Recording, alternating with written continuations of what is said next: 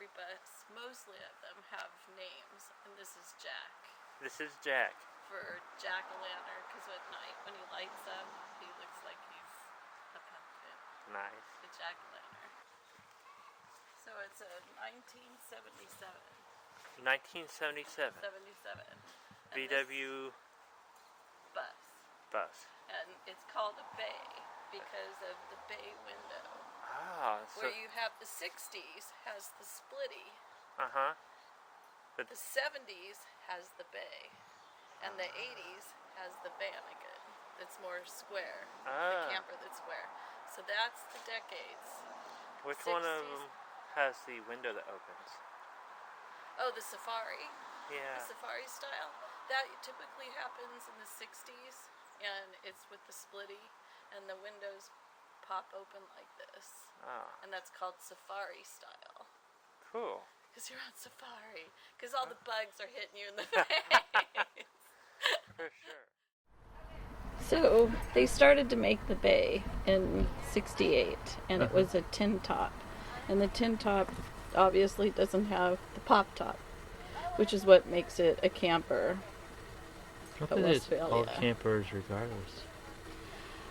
But see, is it a camper if it doesn't pop up? Is it a camper because you're sleeping in it?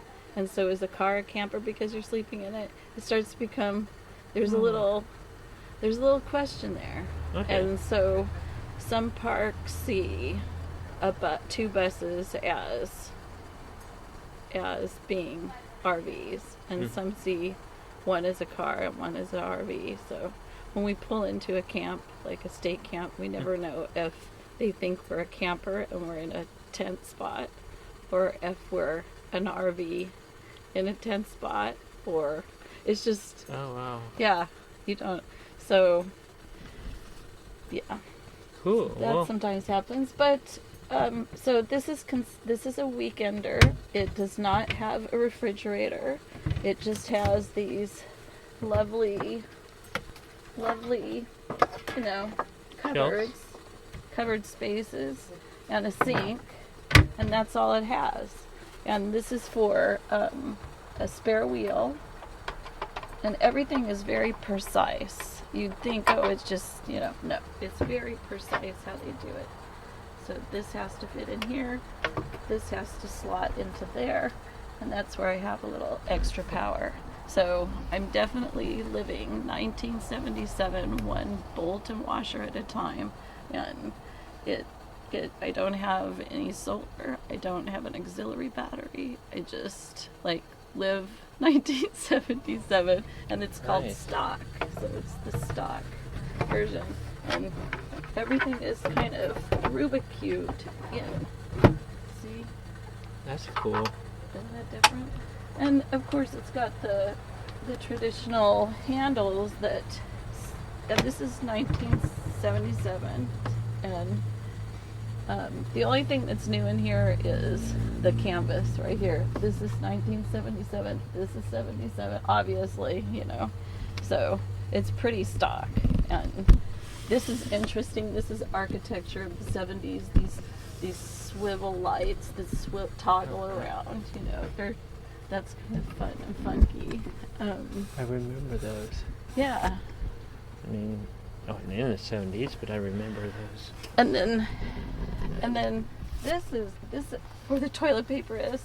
This is an interesting vocabulary word if you have never heard of it. It's a cubby. So so in the 70s they do book nooks and pillowed spaces and little beanbag experiences. Well, usually next to a beanbag experience is your cubby hole. And so I've got a library. My library is right here. So, cool. Don't sweat the... So if I'm into some Hitchcock mysteries or some cubbies, and then here is we've got boiling water. So I cook outside because I don't want, even in the winter when it's really cold, I'm outside because I don't want bacon all up in Yeah, this. you don't want to get into the fabric. Bacon all up into this. But the other thing is these roofs, in order to keep them clean, because they'll get like black mold or something, you have to take the whole thing off. The whole thing, the tent, pull it off, flip it over, and then they do this felting that's so humidity doesn't build up on the top when you're camping and you're inside. So they do a little felting. So when you're pushing it up, you don't want to touch it, because that you have to use hardware and stuff. But let's see what else. And these are curtains, just regular drawstring. I've obviously used some Reflectix. This is what they call a Z-bed, and the Z-bed makes it into a couch. And so you have this is kind of my business section, spare hose, shoes, an extra cooktop if somebody forgets theirs, some Presto logs, some extra tarps and stuff. But this pushes up and then it releases. You hear that pop? That tells you you can now go in and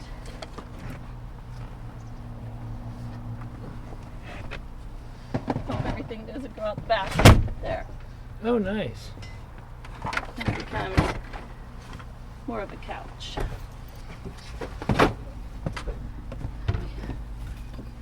There. And is he your mascot? Oh, he's my friendly companion. He's riffraff. I picked him up off the side of the road. No, I didn't. Really? No, I didn't. But he's really great for like cold spots. You just throw him in the cold spot. If you're a little tilted, he makes it all. He's a wedge. He makes it all better. Nice. And how much did you do yourself? What did you actually put in here? Or the car. Did you add stuff to it, or to bring it back to 70s, or? Well, when I got it 15 years ago when people weren't buying cars on eBay, and I bought it on eBay. Nice. And I bought it from a guy who had bought a lot of cars, and he just wanted this one gone. And I was laying down my cash, and he was getting calls, and he handed me the phone, and people were offering to pay me $3,000 over what I was paying. I was like, just a little too late, sorry. Hope, wishes and miracles for you. Wow. So, but that's how I got it, because they can be hard. You can also find them on a website called Samba. Yeah. That's a good place Samba? to look. Yeah. Is it Zamba.com? Samba.com. Yeah. It's a good place to look. And regionally, prices will change. So there's some places where buses aren't so popular, other places in the country where it is.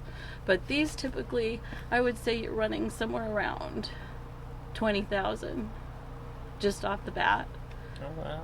Off the bat, but you've got to be willing to break down and have resources to figure it out. And so things fall off, things catch on fire. I know, so honk if we're on fire. And when you pass a bus or a Volkswagen, it's this. Not thumbs up. That's 20th century. That's peace, yeah. 60s and 70s and 80s. Yeah. Okay. Is peace. Yeah. So you flash a peace. And when buses pass each other, we flash each other peace signs. Sweet. Yeah. We need to get the Eurovans into it because they're not realizing they're part of. So we need some Eurovan love. What is a Eurovan? It's a Volkswagen. It's from also Europe. It's a van. It's the top of the line. It's the luxury version of this? It's the luxury current version of this. Ah, okay. So it's current, and this is the vintage. Correct. Okay. Yeah, the splitties are definitely, they're the hot commodity. And so the bays, here's the thing, the bays aren't getting enough love, and a lot of people are buying them and then shipping them to Europe. So people are jumping at the Vanagons, and Yeah. people are preserving the splitties, but the bay, it's kind of floundering right now. So, Aw. yeah, so give us some bay love, save the bays, and if you see a bay, Peace out. so Alright. how about seeing the engine? Yeah, let's go check out the engine. Okay.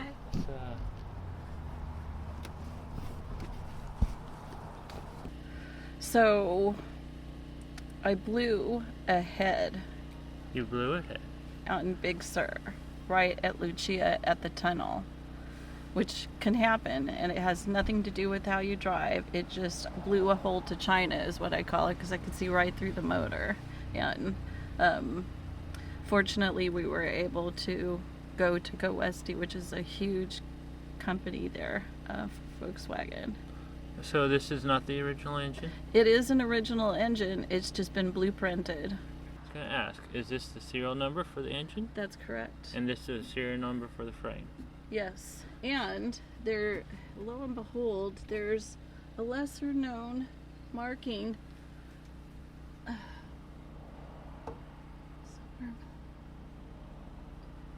Right here. Oh. And not all of them have that. And that's significant too for those who are in Volkswagens. So Cool. they usually wear those out. So that's another unknown marking. Oh, cool. Well, now it's known. Now it's known. So the thing about Volkswagen is if you bought a Volkswagen in a specific year, say in January, come say September, if you bought that same model, you wouldn't necessarily have the same parts or the same situation, because Volkswagen would work off a pile of parts, and when that pile was done, move to the next pile, which wasn't always the same as the pile before. Mm-hmm. So these really truly are unique pieces of engineering. I mean, they're standard, straightforward, you know, I mean, it's pretty simple in here, but from year to year, they're not the same, and they do catch on fire. So there's things called blaze cuts where you wrap tubing up here and it has a powder that sprays down. I have an UV glove. I've got a fuel extinguisher, but these are something that it's definitely becoming a fine art to find the people who know what they're doing, because Volkswagen had so many specialists that it's impossible for even 5 people to know everything about a bus. So the communities are so important, and networking with other people that are like fish, so you know how to swim. So, I do have to ask you, because people are probably going to ask this. You had to spend $10,000 on it, or more. For the blueprinted motor. Oh, for the whole bus. So, Oh, for the whole bus. or 20 grand. Well, I didn't see the that's the thing, is the number of people like to pay for a bus is 3,500. Ah. That's the sweet spot if you can get one for 3,500. But good luck. Yeah. So, and if it's running, you're paying 20,000. Okay. And off the lot, you could have to change your engine, you could have to change your transmission. And I just spoke with German Transaxle in Bend. They make refurbished transmissions, and they're really the leader in good mechanical transmissions. And if you have any question if your transmission matches your engine, you should check them out, because I just talked to him on Monday, and he said so many people don't know that they have the wrong transmission in their bus, and they just live like that, and that's not how it's supposed to be. It's not running correctly. Oh, so it was underpowered? Right, exactly. You don't have the gear ratio correct. So I've changed the transmission. That was $3,500 for the part. And I've changed all the... First thing you do is change your fuel lines, because that's usually where your fires come from, obviously. The wrong kind of clips, or just things shaking loose. I did do the Lost Coast. I think it shook my fuel filter, or oil filter. What's the Lost Coast? The Lost Coast? The Lost Coast is a space that lives between Highway 101 in California and the coast in Northern California, so it's definitely lost. It's the place where you can't continue any more south from Fortuna in Northern California until you hit this what's called Lost Coast back roads. And it's just wild wilderness. It's not even a road. It's as wild as you can get. It's as wild as you can get. And let me put it this way: I saw more cars in the ditch than I saw cars driving. Oh no. Yeah, and then I ran into eight different engineering teams trying to preserve the hillside so the road didn't wash away. Yeah, and it's loose gravel in some places. So you come around a blind corner and you're on loose gravel, and it goes down like this, and then it does this, and it does this, and you're driving this. So you have to have some momentum to hit that hill, but not too much in the loose gravel that you go off the end. So it's a pretty exciting road. You have to. You should record that next time you go over there. Oh, I had my hands on the wheel. We were doing this. Let's get a magnet. This is all metal. Let's get a magnet and attach your camera to the front of it. I did think that would be a pretty incredible place to get. You have to have some chutzpah to do that. That. Oh, so that sounds fun. It's exciting.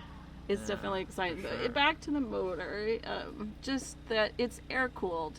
So what does that mean? It means that air coming in here reduces obviously the heat, and it expires out those vents that you see on the side of the bus.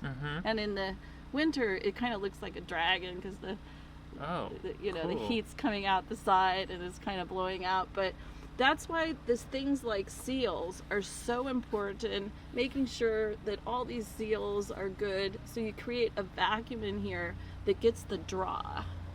So you say, well, why don't you just open it up and just drive with it open so it cools off, right? It's air cooled, but that's not how it works. It has to have draw, the air draw. So I would always think with the things kind of facing towards the front, it'd come in and then go down and through and back. But this comes up. Well, it does come through the front. There is a vent at the front that is there to capture air, just behind the tire at the front, which, by the way, there's controversy over having a tire on the front. Some like to pull it off, right, and do some other kind of thing on the emblem on the front. But other people say, and I'm of that clan, that's where it was meant to be. If you hit a deer, that's the best bumper you ever had. And when it's me, and when you're driving, you're right at the front. You know, you're sitting right at the road, and it's a big view. But if you have a deer hit you, you want a little something, and say, oh, a piece of little metal. Yeah, for sure. So, so it's like any piece of machinery. You just keep checking stuff. So you'll hit a bump and something will fall off, and you come back here and just look to see what it is. And you have to cool them down when you're driving. And so this engine, you added points. You took off your magnetic starter and added points to it. I did do that, yeah. With help from Itinerant Air Cooled. There's a couple of people that teach you how to take care of your own bus. And why did you do that? Why did I do the points? Why did you do the points? Most people consider that a downgrade. It isn't. It's because the magnetic version goes out every 3 to 5 years, and it's like $500. And the points, you can time and adjust and fix and swap out if one's bad, and you can always have a spare. You have to go down the road a little bit and readjust, but it performs so much better with points, and that's what this bus was meant to have, was points. So, well, you're trying to preserve the 70s, so you're not going to do anything modern, but the newer buses are like other buses. Do people put modern engines in these? You know they do. They drop in the Porsche engine, and when you drop in a Porsche engine, at that point, you're a rocket. And you have to switch out your suspension, You have to beef up your frame, because this thing was never meant to fly like a Porsche. But man, when you get one of those, it's just a rocket ship, and it's crazy fast. And I've seen them come up off the back end when they brake. Like, it's like bumper cars, but it's this big thing. Nice. Yeah, and Subi engines. Subi engine? Yeah, Subaru engines. Has anyone ever have you seen any of the electric conversions out there? There is an electric conversion. There's one or two people that are producing an electric version. Mm-hmm. So that's coming. But Yes. these things are heavy as it is, so it's the battery, like, I mean, they got lithium now, so right. for sure. Yes, they in fact, there's one company, that's all they do. Mm-hmm. You bring in your bus, you drive it out, it's electric. That's cool, though. Are they in California? Where are they at? I don't know. Oh, I'm not looking at that, because I'm trying to live 1977 one bolt and washer at a time. cool. So, yeah. So what's this thing here? Is this like a turbo blower? Is this for your turbo? It's for the heat exchange, and it's actually just the heater. It's It's the only heater that I have. Okay. Yeah, it's a heater. And this is one part that doesn't exist anymore. It's really hard to find, if you can find it. And I've only seen one person, the itinerant air-cooled teacher guy, that had it. This And piece here, or this piece? This here. yeah. And so everybody MacGyvers something, and that's my version. A little duct tape helps. It's golden. In fact, there's retrofitted pieces from Brazil, such as this light assembly here. This was absolutely smashed in when I bought this bus. This was just crapped in, and so I got this new assembly and I put it all together, but the contact on the lower backup, it doesn't make contact with the bulb. No matter how hard you press, it's just not making the contact. But for some reason, a rock and some duct tape, and it works. So if a mechanic gets in here, I have to make sure that they don't touch the rock and duct tape. And then I do have one, I have to admit, I have one thing that kind of isn't stock, and that's the LED lights that are underneath the bumper, which you guys can't see here. Hang on, I'll bring you guys over. And that's because these just don't cut it in the Pacific Northwest fog and out in the woods for people to see. So I did one of these LED strips underneath the bumper so that when I'm running or hit my brakes, you can see them. Alright, so this is the beauty. This is the new transmission. It's so important, even if you don't feel you're mechanical or know anything, it's so important to get your vehicle up on a rack and look at it. When I pulled this up on my friend's rack, I can tell you that I had this whole part here was like coming out, and it was all wet, so there were cracks and it was more wet than it was dry, and I had been told I needed to replace it. But when you see it, it's so much more dramatic because the thing's bleeding out everywhere, and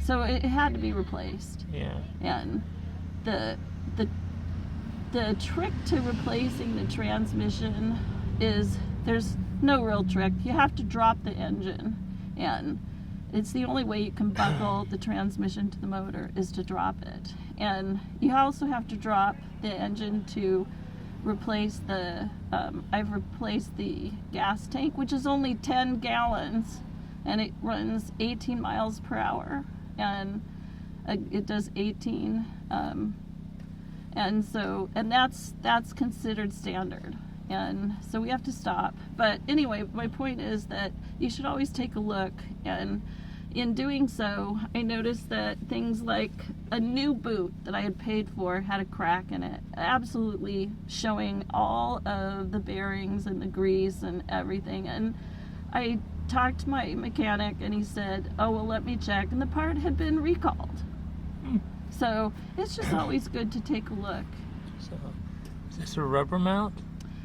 Yes, this is a pretty hefty duty rubber mount, and when we first went to put this on, we had it, this mount is its own coupling here. I mean, it has its own, so it was facing down, and we were like, why isn't this working? And it was because these two teeth are supposed to cradle up instead of cradle down.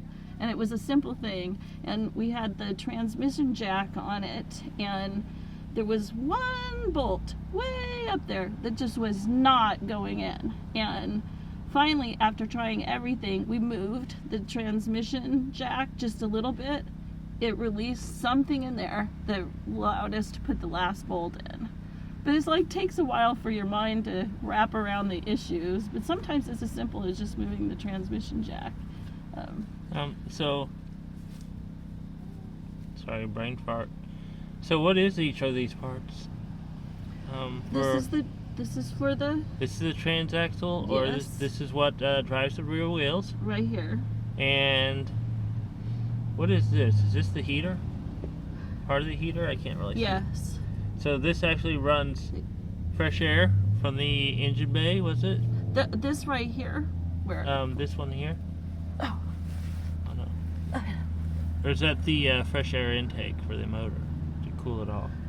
That looks like fresh air. Okay, so that's fresh air, and that comes from the front of the bus. From the front of us. And it's piped all the way up from the front of the bus and all the way back to the bottom of the engine, and then it goes up through the engine, around the engine, and then comes out the those fence. vents. Oh, that's cool. It's interesting. I figured that it's air cooled. I thought they pulled it from underneath the rig. Well, it probably there's got to be air coming in from the. I mean, I'm not super technical, obviously, and some of this is heating too. You know, for the front cab, it recirculates the heat from the engine compartment to create the heat. And there's a little. I wish you guys could see that, but there's like, it's so archaic. There's little pins that hold a lever that if it's not pinched right or in there right, cotter pin, it won't move.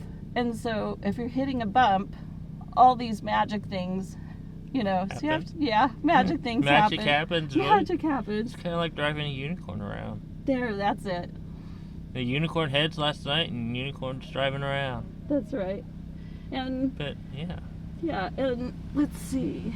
It's the gas filter is easy to switch out. So how hard is it to drop the engine and transmission in this? How fast can you have it done now? Well, there are people who talk about how fast they can drop an engine and put it back in, and I think for the record, I'd like to say Heather Winfrey rocks it. I've heard she can do it like in 3 hours. But that's just rumor, but I think she's magical. So, Nice. and she does Meow Mechanics. She's Meow Mechanics. Yeah. How fast? How about you? Oh, no. I get a little help from my friends, is what I do. Day and a half? Day and a half. Yeah, I would say it's about a day. It's a good afternoon if you That's good though. without sweating it. It's pretty simple to drop it. And I'm guessing, what's this? Is this a bump stop, or is this the actual suspension? Just the spring? Oh, it might be. That's cool. That's cool. That'd be cool to see it break down to one of these. Yeah. And usually, here's the interesting part. If you're having trouble, it's because it's probably too hot. So you just have to stop. Stop and enjoy the You roses. have to stop and let the engine cool down. And these things run, it's like you're riding a bicycle. You have to get some momentum for the hill, and then you have to wait, judge it before you slip into a different gear. And you're running pretty much like semis. So this is a manual, right? Yes, So is it on the tree or is it on the floor? on the floor. And the reverse is European. You have to push it down and then pull it towards you. It's the opposite of yours, where yours Okay. is down and up. Uh-huh. Mine's down. Mine's down Down and to me. To the left, down and to the left. That's why when I saw yours, I'm like, what? Oh, okay. I've decided unless you're driving a regular U.S. made car, they're all a little bit different, but almost all U.S. cars and makes are down and to the right. Correct. Right. But when you get to the older, like the larger rigs, or to the foreign cars, there are all kinds of different places. Right. And so you know a Volkswagen person when you see the gear shift as a tattoo. The gear shift as a tattoo? Yeah. Yeah. The way that you do the first, second, third, and then the reverse, it's a tattoo. Really? Yeah. That's a tattoo. Nice secret.